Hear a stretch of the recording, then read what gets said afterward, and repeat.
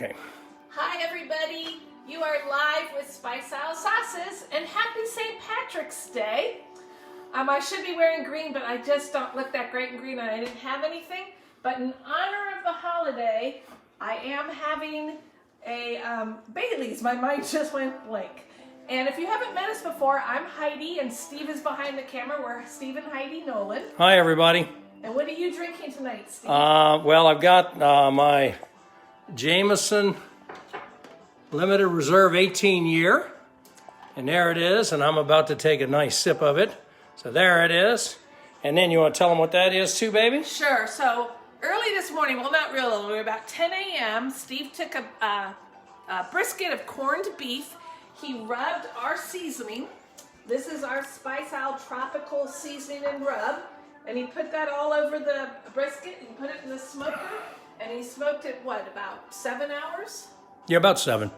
Yeah, So, it's actually a corned beef brisket. Oh. And then I just kind of added to the Irish part of it, because Ireland is an island. So I figured I'd add some island flair. So I added our tropical seasoning on top of the brisket. So it's actually a corned beef brisket, or a corn brisket. And so we're going to see how it turns out by adding a little bit of our rub to it as well. So. And what I'm going to fix tonight is I'm going to do a cabbage potato stir fry. So rather than having the traditional potatoes and cabbage, I'm going to mix them together. And again, I'm going to use our tropical seasoning. So I have all the ingredients ready, and this is a really easy recipe. This is chopped about a half of a small onion. And then this is about 10 small blonde potatoes that I'm going to use. But I'm going to start here with just about 1 or 2 tablespoons of olive oil. And I'm just going to pour it in the pan.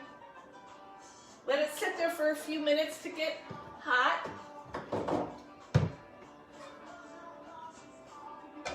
I hope you all have had a great St. Patrick's Day.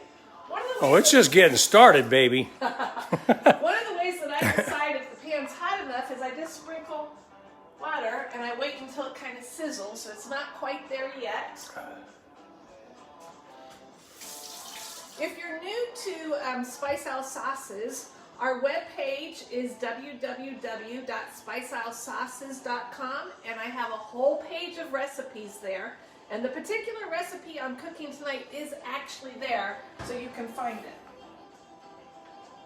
All right, so the oil's hot enough, so now I'm just going to go ahead and, like I said, this is about a half of a medium-sized onion, and I diced it. And I'll put that in the oil, and then I'm going to probably put in the equivalent of a couple of cloves of garlic.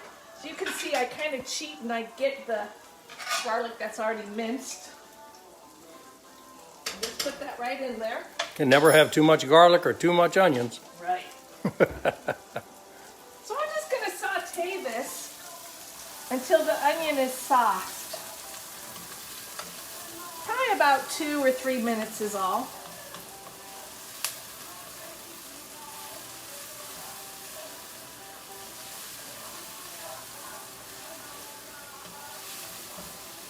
I see we've got a few folks watching. We appreciate you guys tuning in and watching this. And hopefully your St. Patrick's Day is going as well as ours, and that you're with the folks you love, and that you have some really nice plans and some nice dinners tonight. Now, you actually have a choice. You have our Tropical Heat, which is actually the same seasoning as our Tropical Tamarind. It has added habanero and Scotch bonnet pepper. And Steve doesn't like things hot. This is what I would be using if I was cooking for myself. But for tonight, I'm just going to use the mild blend. Baby, don't say I don't like things hot. I like you. All right. So what I'm going to do is I'm just going to put in... I think that Irish whiskey's starting to kick in, huh? There you go. I'm just going to do about, 2 tablespoons. Sprinkle it right on top of the cloves and the onion.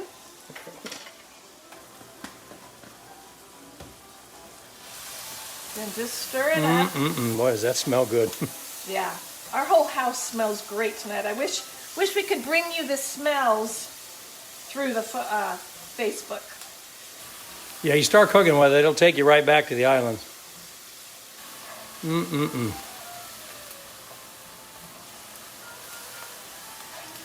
been about 3 minutes. So the onions are fairly soft. So what I'm going to do now is I'm going to add the potatoes. And like I said, these are just blonde baby potatoes. And there's just 10 of them. And I just diced them up. I'm just going to add them right to the rest of the mixture.